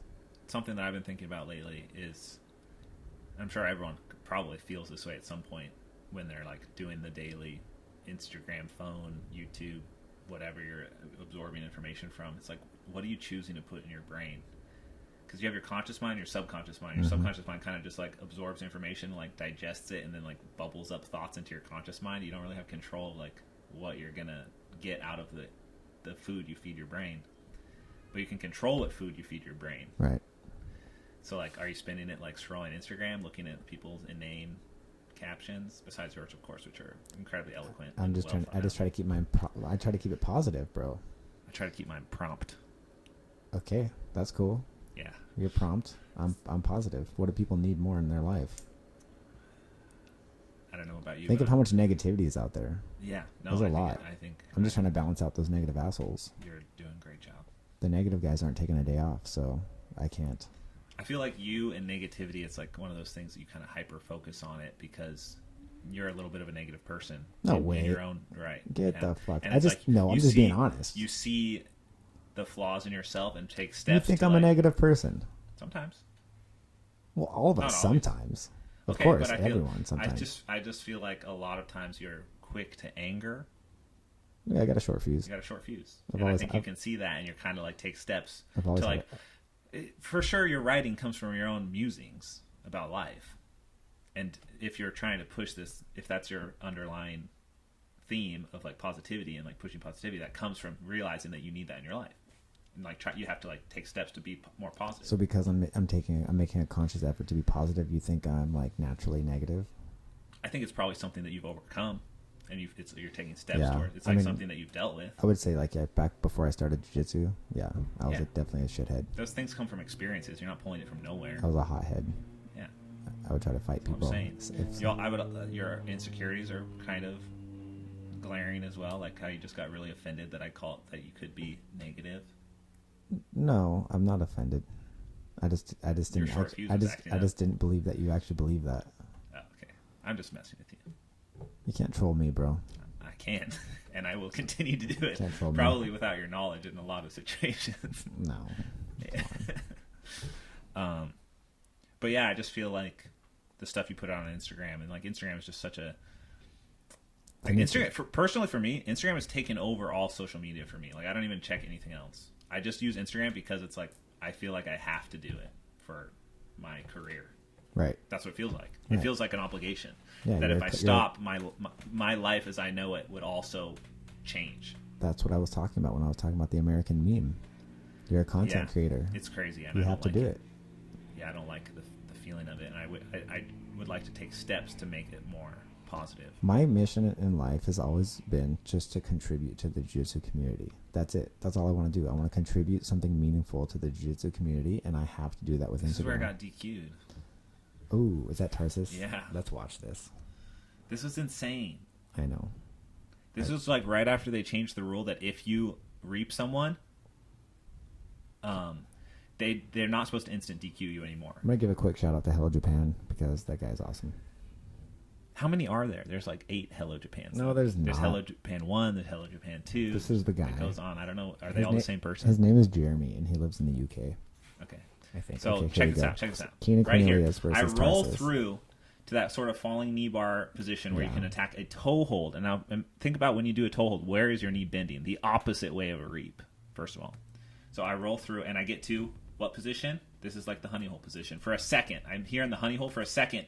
Continue to roll towards the knee bar side. I go up and over the right way here, and I'm toe holding him. He's even spinning in the toe hold motion, and this is where he screams, and he's like, ah, and I just continue to rotate for this toe hold. How is that illegal? Yeah, what I don't agree with that was a toe hold is that he's talking to the referee, and he didn't get the penalty for that. It's so insane, dude. They edited it out though. But okay, so they clipped it so you couldn't see it. But did he not go to the table and talk to the? No, they talked forever. He just went to the table and talked to the referee. Look, he drops to his knees, man. Like celebrates. I don't understand that. To the Almighty. What is that? Yeah, I don't know. Why do people do that? That wasn't cool. Is this Zane? Winning by a DQ is not nothing to glorify. Nothing to praise. And also a DQ that you had to like convince the refs that it was a DQ. Yeah, that's weird. It's crazy. But at the beginning of this video, I hold the record for most illegitimate DQs for sure. How many times have you been DQ'd? At least 4 times. 4 times in high-profile matches, yeah, or like finals, money matches. I've been DQ'd 0 times. I can probably count on my hands how many times I've even gotten penalties. It's less than 10. I think it's refs not really understanding like leg entanglement stuff and like what I'm even doing. Like there's no way these refs know what my lapel guard game is or what my tricky guard game is. Oh shit! That was a nice suplex though. Dang. And then is that Nachi? Yeah. Oh, that's Cody Steele. Is that Cody? So what happened here? Was that Cody? Does he get DQ'd for that? That's got to be Cody, right? Why is it on? Or it's just a video Is about that throws. Cody? I mean, it's not. I don't know if Cody's that good at wrestling. That was brutal. I don't know Cody's wrestling pedigree, but. So I guess why did she stop the match? Because he got knocked out. Because Because he's dead. It's not funny. I hope he's okay. Whoever you are, a guy who got suplexed, I hope you're okay. It can happen to any of us. Wow, this is a great video sequence. We should always play this. Hello Japan's. He's going to copyright strike us. Nah, he's Guys, cool. go follow Hello Japan's. Go subscribe to his YouTube channel. He makes the won't. best highlights. I'll send him a message right now. He won't do that. He's cool. Oh shit! Don't do it. No. You're really going to DDT? Oh my god. Okay, so this wasn't a tournament. This was a belt promotion. Oh This shit. is where they do the God. throws, and that guy did that to him. Bro, he tried to kill him. Isn't What that the insane? fuck? That's not okay. How do you feel about the belt gauntlets that people go through? I think we need to get rid of all the weird jiu-jitsu traditions All and just physical- make it just make it a sport, dude. You don't go to class, No you don't go to hazing. practice. There's no weird traditions. There's no sensei bullshit. It's just the coach, and Just like a high school sport it's just a sport. or a professional sport. Yeah. Okay, so this is a nice little segue for something I was going to ask you about, because a lot of people complain about the big teams in BJJ recruiting athletes to build their team. And so some people are like, oh, Galval's not the best instructor. He's just the best recruiter because he's really good at recruiting talent. And Alliance also, and Checkmate, everyone does it. All the big teams do it. They all recruit athletes, and they're getting shit for it. But, like, doesn't every baseball team, football team, hockey team, all the professional leagues, they trade players annually? It's like a thing that people look forward to. Who's going to get signed on the new year? Who's going to get traded? Like, this happens all the time in professional sports. So why is it such a thing to hate on in jiu-jitsu? Do you think Autos gets the most hate for that? I've seen comments directed towards Autos mostly, but Alliance does the same thing, and so I mean every team does, but I'm sure other people talk shit about those teams also. I feel like Autos gets an inordinate amount of hate. Well, from the yeah, community because we've been first. on top for a little bit now, and of course, whoever's on top gets the most negative attention. We've been world champions in the gi for 2 years. We lost it this year just by like a few points, but we've been the no-gi. We've won the no-gi world. I was really hoping that if they had counted my medal, if I had still been on Autos, They if would that have had changed it. if it would have changed it, but it wouldn't have. That would have just made you so happy, huh? That would have been funny. You're It would have made stupid. me happy, but Yeah. I think that would have been funny. You're stupid. You still love Autos. I know you do. Deep down inside. I really care for all the people there. I know you do. Yeah, I've been here for. Are you always? been Are you there gonna for root? 6 Are you years. gonna root for your former Autos teammates in tournaments? Of course, You gonna root for dude. me? I literally hang out Are you with gonna- all you guys Are you all gonna, the time. Are What you, are you are you talking gonna about? root for me? Why are you trying to make it sound like I've even Listen, left? no. I'm Answer my literally question. in your house right Are you now. are you gonna root for me at ADCC? Yeah, hell yeah. What about when I face you? We had this talk the first episode too. We talked about how if I was in a triangle or I had you in a triangle, That would never happen. if you would kill me, but through slam The question is, would you root for me? in our fight. Yeah. Would You at got least, this, Josh. Would you at least wish me good luck? You got that guillotine tight, Josh. Get it. You almost got me. Okay. I'm gonna tap any second. Back to I'm trade. getting tired, Josh. I'm Back- getting tired. Back to the trading players. Yeah, I think Autos just gets the most. We get a lot of heat because we've been on top. We've been winning all the. We win all the major tournaments every year. The Mendes brothers and Andre both charitably brought some Brazilian guys to America. But I think some of these And I guys don't came think- from Autos affiliates in Brazil. They were part they? of. I mean, Keenan and Jonathan. a number of them. Yeah. Really? I don't know. Maybe not Jonatas, but I don't know some where. of them. Yes. I don't know where. That was the first time I'd ever met them or heard of them. Oh shit! Did you see that headbutt? That was brutal. Anyways. Just trying to do it again. I don't know the full story, but I don't think there's anything wrong with bringing people to your team. I'm going No. to do that for my team. And I'm sure the athletes want to join the team. So like, what's If you're an awesome competitor and you're not out there in the scene yet, hit me come up. to Autos Jiu-Jitsu. No, hit me up. I Hit me got up. you. Hit me up, guys. Hinger BJJ on Instagram. Yeah, I'm gonna help you with Message your me visa. first. No, I used to live with Keenan. You don't want to live with him. I don't want to. They're not going to live with me. They're going to have their own place. Where are they gonna live? They're going to live in my fighter house. I'm going to make. You're gonna have a fighter house? Hell yeah. Where? Next to my gym. including the dorms that are going to be inside. But you're not going to live there. No. So you're going to let these fucking fighters do whatever they want in this house. I will have some senior members of my team that I trust. That's how rape happens, bro. You put a bunch of dudes in a house, and like they rape each other unsupervised in the house. I bet there's some hazing that's going to happen. Oh, you know there's going to be hazing. It'll be my house, and I will own. And you're going to be liable. I'll own the house. You'll be I will liable. have cameras in the house, and I will make sure that everyone acts. They're going to be hazing each other, and then one guy's going to like stick something in someone else's butt, okay, and then. There's literally plenty of... You live in a fighter house, too, dude. No, I don't. I used to. You used to. And did that ever happen? No, because I lived here, and I monitored everyone. Okay, but they weren't your fighters. They were Andre's But it was my house, and I took responsibility for their actions. This is true, actually. Everyone... I had all these guys... You're not responsible for someone who stays in your house for their actions. Otherwise, every roommate in this house... That is not how the law works. If they acted inappropriately, I would definitely crack the whip on them. Okay, but you're not going to have any repercussions come back to you. No, not legally. So it's not a big deal. So chill out. So let them rape each other? You're being super dramatic. Let them haze each other? I'm just saying, your guys are going to haze each other. Are you going to vote for the death penalty in your fighter house? Will you have that as the rule? So you started a team. You're going to open a gym, yes. And you're going to have a fighter house. I'm going to have a fighter house because as much as I would love to keep training with all the Octus guys, it's just not really realistic. So I need to create my own environment to train. Can I come visit? No. Never? We can grant you visitation on weekends. To the house or the gym? The gym.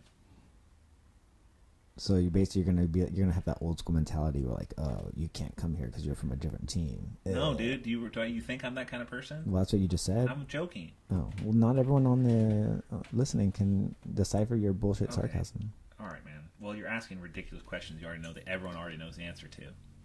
Yes, I'm going to have you come to my gym if you want to come. Thanks. Train. Come anytime. So can we go back stay to if you want. You can stay.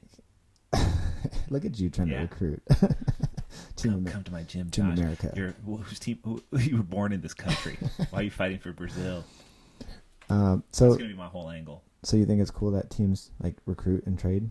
They don't trade. Care. No, they don't trade. But would it be cool if teams traded players? That would be interesting. For salaries, yeah. Yeah, right. Yeah, for if you're getting paid. So sure. That would be super interesting.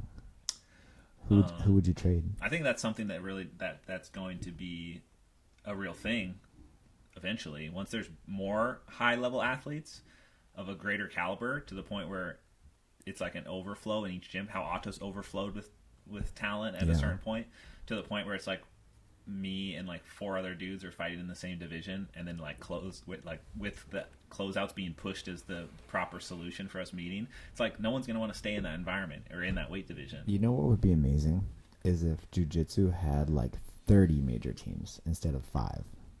Yeah. Like 30 major teams. Yeah. Right? I mean, there's 30 Well, teams. eventually it'll come to that. Yeah.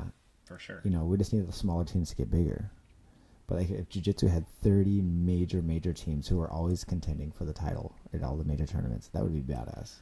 Well, and then trading would make more sense. Right now it's just 5 major teams, right? Yeah. Atos, Alliance, Gracie Baja, Checkmat, GFG. I don't pay attention. Cicero Costa. Unity. 6, 7. Yeah. There's less than 10, but if there was 30, that'd be fucking awesome. So what we need is all the smaller teams to get bigger. Well, it just comes in time as jiu-jitsu gets I know, bigger. But I'm getting old, bro. I want to be around to witness this. You will be around. You think? You're not gonna die. Maybe if Elon Musk steps up his game, gets his cybernetics. Elon Musk should run for president. If he gets his cybernetics in order, so I can be a cyborg. I want Elon Musk as president, but he's not He's not born in America. He doesn't need to be president. He can be a senator or something. He needs to be president. Congressman. He needs to be the leader. He's the leader of a corporation, which is arguably pretty damn powerful. The dude puts rockets in space. Isn't that insane? Like I feel like if he was president, how can you be more a constrained. businessman that came up with the idea of PayPal and then suddenly, like later in your life, at like 45, wasn't it called XPay at first? It was just called X.com. Oh. And later in your life, you started doing rocket engineering better than the government can. Like their rockets are better than NASA. Well, because they can hire people and pay better, and they can hire smarter people. Regardless, that's awesome. The problem with the government is they have limited funds. Well, the problem with the government is they have unlimited funds that they put in places that don't benefit rocket science. Right, I guess. Yeah, I really like Elon Musk. Ever since I got. Hey, don't look away from the mic, bro. We can't hear you. Yeah, well, I didn't really want to hear people. I didn't want people to hear what I was saying. Honestly, If you guys didn't see it, but he was looking at the pimples on his shoulder. I don't have pimples on my shoulder. What are you talking Or about? the hair. Sorry, hairy moles. Are you trying to nag me, bro? No. I'm just curious about what our time frame is right now, so let's double check that. We've definitely gone over the hour and a half. Yeah. I can confirm. Yeah, it says right here. Where are we at? We are at an hour and we filmed. We did. Oh, that's perfect. Yeah. Oh, we should wrap it up. Okay. Well, how do you want to wrap it up? Well, first I want this off the screen, and then I want to. I got to go ahead and give my shout out to Grappler's Guide again. Promo code HingerBJJ. HingerBJJ.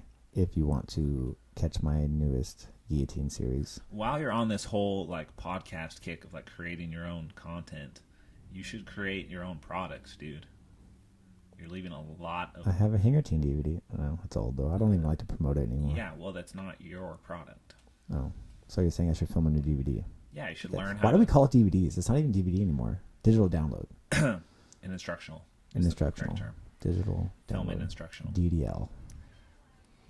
As a Well, jiu-jitsu athlete, you got it's you owe it to yourself as one of the leading competitors why thank in you. your niche Niche. of old guy no-gi jiu-jitsu. So you were on a nice Well, I comment was streak. gonna keep going nice until you started like What, jumping until the I said gun. thank you? Yeah, until you said you were supposed to wait till I'm done. Okay, well, go ahead, finish telling But me. I was gonna say, like, as an instructor or as an athlete that is known for a technique, you should control all of that intellectual property because it is unique to you. Oh, okay, maybe I will do that. I shut off the video, but you can still have audio going. Well, I just think it's very important that athletes, and this is another reason I think I was kicked out of Autos, was I was telling a lot of the athletes that they should control their intellectual property 100%, and I think it's would be really smart to do that because that's all we have from like a making a living standpoint. right, I agree. That's all you got. Yeah, And giving that away to people, even like in some cases for free, in other cases for portions of the profit, just do it yourself. It's not that hard. well, what do pro athletes do? They get paid real money from their leagues that they're in. We don't Right, have that. but they don't have rights to their intellectual property. Yeah, but they're Right? all, They perform, it gets recorded, it gets resold. our sport is so much different than that. Our sport is a sport I of agree. hobbyists who want to Well, learn our moves. I know. I'm just It's counter totally arguing. different. I'm just counter arguing for the sake of counter arguing. Well, at least have a good argument if you're going to do that. No, Because I mean that's the what we point do. is like football players get paid millions of dollars, so Yeah. it's like whatever. We get paid. Well, fucking- the truth is, as a jiu-jitsu athlete, sure you can be a jiu-jitsu athlete, but that is not your profession. That's our hobby. Your profession is teaching. I agree. You're an jiu-jitsu instructor. I know. And I used to like to be like, oh yeah, I'm a professional jiu-jitsu athlete. I'd like write that on like forums and stuff, and then I realized like, wait, I'm not. I'm an instructor. Yeah. I'm just a jiu-jitsu The instructor. competitions are for promoting your instruction. The competitions are incredibly important for jiu-jitsu validity to make sure your moves actually work. Because Yeah. there are people that just make shit up and Right. post it on Instagram I agree. without ever testing it. A lot of good competitors do that because they see that instruction is the way to go, and they start just making moves up that they've never actually done in competition and have no real bearing on like if it's functional or not, and then Bro. they just teach it. Those fucking YouTube techniques where someone like jumps and flies and spins around and they like bypass the back that they had 2 seconds ago just so they can like drop down and get a heel hook. That's an And, extreme example, but there's also moves that look like they could work, and they can even be like fundamental looking to like beat like a worm guard position, for instance, and they've never actually been done. right. Like, and it's just purely for like, oh, this could work. And they're if there are any jiu-jitsu athletes that are watching this that have done that, you're doing a huge disservice to jiu-jitsu by spreading false information. Spreading of misinformation. You're literally bro. just teaching people bullshit. It's like it's you're no different. turning it into Taekwondo. That's why I put on these fucking guys in the beginning of the show with the no touch knockout. Let's go back to it. Yeah, that's like literally what people are doing, and they're doing it just for like Instagram views. I know. It really pisses me off when I see someone do some super crazy flying acrobatic jiu-jitsu move and they bypassed 3 really obvious submissions. So I don't mind that as much, because if anyone were to go and attempt that in a drilling situation, they wouldn't even be able to perform it, right? Because it's more of an acrobatic thing. My problem is with the people who post something that's like, oh yeah, just do this to break this grip, and it's just like a weird little foot movement or a knee movement, and it's like, oh yeah, it worked, but it's just the guy kind of just letting go, because it's like that's the jiu-jitsu drilling mindset, is to just kind of let the person do whatever they're going to do so they can get their rep in, regardless of if it actually works or not, which is why I think drilling is stupid, one of the reasons. So I don't like that even more, because people can actually go try it in a drill. The drilling partner will just do the whole mindset of just letting them do the move. Right. It doesn't actually work in a live situation under any circumstances, and that's what you're promoting is what you're teaching. Doesn't make any sense, and it's cheapening jiu-jitsu as a whole. That's why I look at this the techniques guy I teach, I always do them competitively. This fucking guy is so stupid. He's always teaching about like pressure point knockouts and stuff, and like just like tap your jaw and then you fucking collapse. And he's talking about the chi. You know, a lot of these guys even convince themselves, and then they try and fight MMA fighters. Have you seen those videos? Yeah. Those are always really satisfying to watch, because they'll like keep trying. They get punched in the mouth once, and they're just kind of like, they're like, wait a second. And they stand back up bleeding, and they keep trying to fight. Okay, guys, we're gonna wrap this up. I forgot what we were talking about. Anyways, shout out to my sponsors: Hard Rock Sports, Moskova, Monkey Tape, Gnarly Nutrition, and CBD Distillery. And I have a promo code on Hard Rock now also. It's Hinger BJJ. Shocker, I know. Nice. But if you're going to buy a Hard Rock, use my What's code. the discount? I actually don't know if it's a discount, but it definitely gives me 5% commission. So that's pretty good. Well, yeah, I'll take it. It's okay. Hinger BJJ. I don't know the coupon Pretty much codes. every promo code is Hinger BJJ except CBD Distillery. My promo code is Josh10 for 10% off. Cool. I have no promo codes to give because you're self-employed. I just don't like. I don't take like sponsorship stuff that include that. I just want something just simple. Right. Flat. But like for example, like I get paid monthly from a sponsor, but they also want the promo code because it tracks. To track, yeah.